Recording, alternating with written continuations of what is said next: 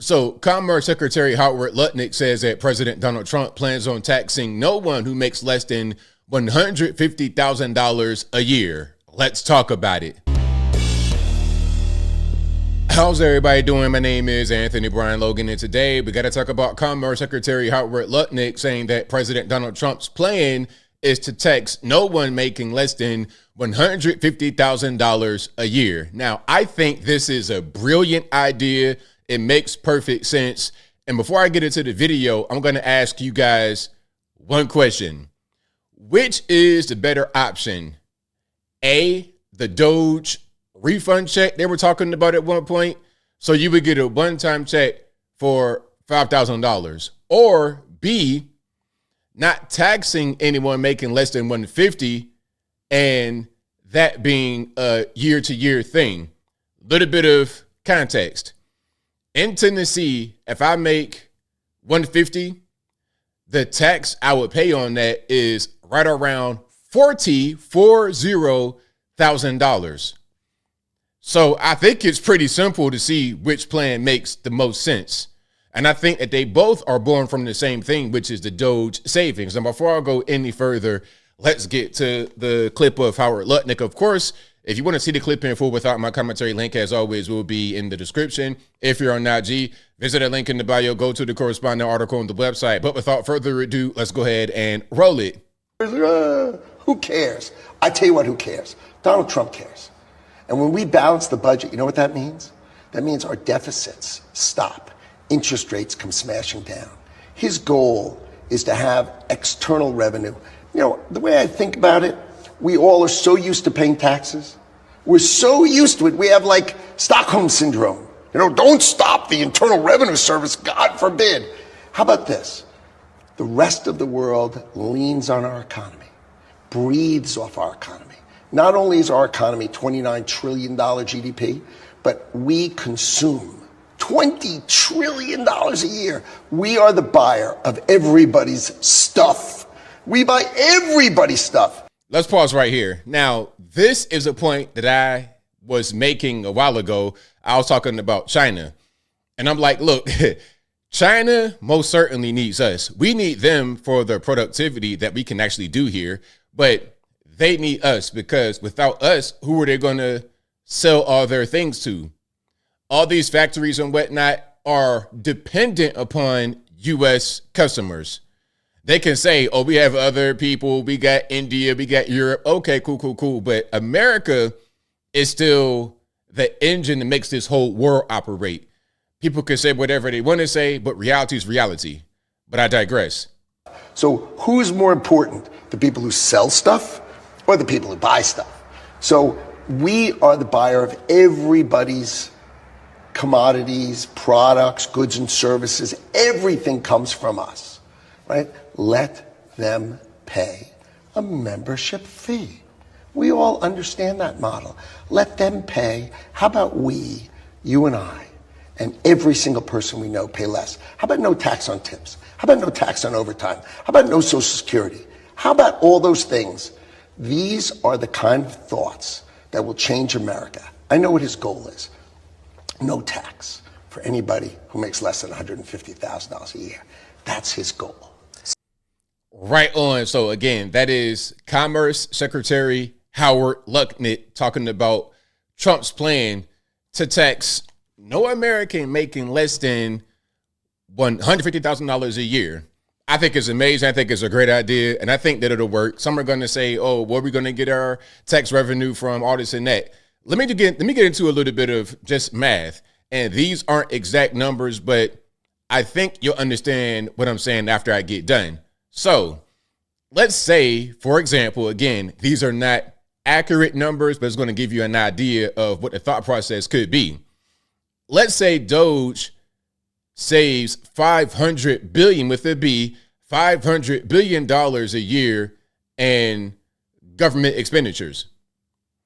And let's say the total tax revenue from those who make less than $150 a year, let's say that's $200 billion. So rather than Doge saying, you know what, okay, let's give all Americans a check for $5,000, rather than doing that, okay, If you make less than 150, keep that. Don't worry about taxes at all. And as I said from the beginning, that could be 40,000 US dollars every year if you make 150 in a place like Tennessee. And don't go to California. Oh my God. You might end up spending the majority of your money on taxes. You might end up spending more than 50% once you add in federal, state, and the fees. It may go beyond 50%. Rather than sending out $5,000 checks on a one-time basis, let me get that 40 grand in savings every year. It's not going to cost, listen, if the government loses 200 billion, for example, from that tax pool, it's okay because they save 500 billion in Doge savings. So you still come out saving $300 billion a year. I think it makes perfect sense. And then also, here's something else. Weren't they trying to hire like 87,000 new IRS agents? And the majority of your audits, letters getting sent, trying to find money, that's going to go to your smaller taxpayers. I'm not trying to diminish people paying taxes like it's nothing. Oh, it's a small thing. No, it's an important thing. It's small to the government because, listen, the government spends trillions and they set the money on fire. They set it on fire. We see what happens with these people at USAID. I mean, how much money were they getting to do nothing? The Black Lives Matter mural or the square, whatever they want to call that in DC, you know how much it costs to put letters on the ground, yellow paint on the ground that spelled out Black Lives Matter? It cost $8 million, 600,000 to actually demolish it. $8 million to make that. And they had to like do repairs and keep the letters maintained. That was more money. It was funny because I was watching a video and it was a white lady talking about how she's upset because her company was involved with the letters going in and the maintenance. Of course you're upset because you won't get that money anymore. Rather than that white lady getting millions of dollars to upkeep yellow letters on the ground and say Black Lives Matter, how about we allow taxpayers to not have to get hounded by the IRS for $2,000 that they can't pay? That $2,000 will not do a lot for the federal government, but it'll do a lot for a regular hardworking American person. Okay, it'll do a lot for a family. You got husband, wife, kids. It'll do a whole lot for a family. That $2,000 is a mortgage payment. It's a rent payment. It's medical bills. It's food. For the government, what are they going to do?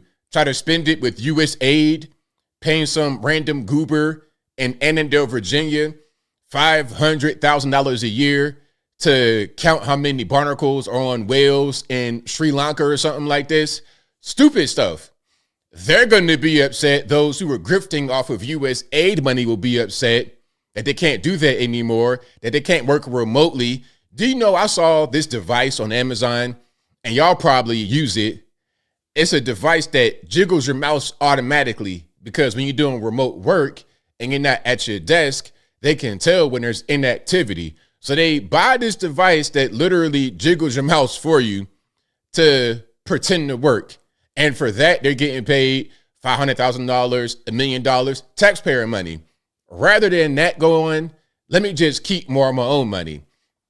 Let me not go to the penitentiary to make big rocks to little because I was not able to pay it. Let's not have all these IRS agents hounding American people, which is what they do. They hound the little guy, the small guy. A lot of your audits, a lot of your requests for money, a lot of your letters that's sent to the small guy. Let me keep that money. I think it's a win all the way around. Listen, the taxpayer keeps more of their own money rather than getting a one-time check for $5,000, $1,000, a STEMI. We could keep $30,000, $40,000 every year of our own hard-earned money. The government is not losing. They win regardless because Doge, then the savings that Doge found is much greater, in my opinion, than what they would get from the American taxpayer who makes less than $150. So the government wins, the taxpayer wins. The IRS is not having to do with that. Maybe some of them might lose because they don't have a job anymore. And I think the only other loser would be, again, the U.S. aid person making 500 grand a year to count how many frog hairs are on frog legs in a random remote village in Kuala Lumpur or something crazy like this. But as I close, I want to say this. Shout out to Howard Lutnick. Shout out to Donald Trump. Shout out to Elon Musk. Shout out to everybody in the government who wants the best for their constituents. Oh, and I got to add one last piece here. This kind of dispels the whole rumor, the whole allegation, the whole notion of President Trump looking out for his billionaire buddies. This looks like a move that's going to help the regular, everyday, hardworking American. Okay, keeping your tax money, that will go a long way, a very long way. I like that a lot more than the Doge savings one-time check proposal. And I think I'll leave that right there for now. And what say you? What's your take on this proposal to charge Americans zero federal income tax dollars if they make less than $150,000 a year? Whatever your thoughts are, let me know in the comments below. You guys know where I'm at. It's a fantastic idea. I like it. I love it. I want more of it. This is fantastic. And I think ultimately the IRS could go away. It really could go away. And people are going to say, well, how did we fund the government? Well, we get external revenue. We get external revenue and we have local revenues because you still got state taxes. You know, you got sales tax, state income tax, you still have that going on. So that ain't going to go away. And that's fine. Let the state tax be for state affairs and let the federal government collect money in their own way for a slimmed down version of what the government is currently. Going back to a version that was probably more in line with the founding fathers. Government should be small. It should be effective and in the background. It shouldn't be in your everyday life. It shouldn't be a jobs creation machine. Oh, and I got to add one last piece. I think the tariffs and the lack of taxes for people that make under a certain amount of money, that's going to spark people to become more entrepreneurial, to really get back into the workforce, to get a little bit more vim and vigor behind them. Okay, to realize that, hey, we're Americans, we can do things. We don't have to rely upon China or India or somewhere else in Asia to produce things for us. We could do it right here in this country. We could take pride in being a country that produces again, that makes things again. I think this is a great time in American history. But whatever your thoughts are, please let me know in the comments below. And that's all I got to say for this video. If you like what you heard, please comment, rate, share, and subscribe. Peace.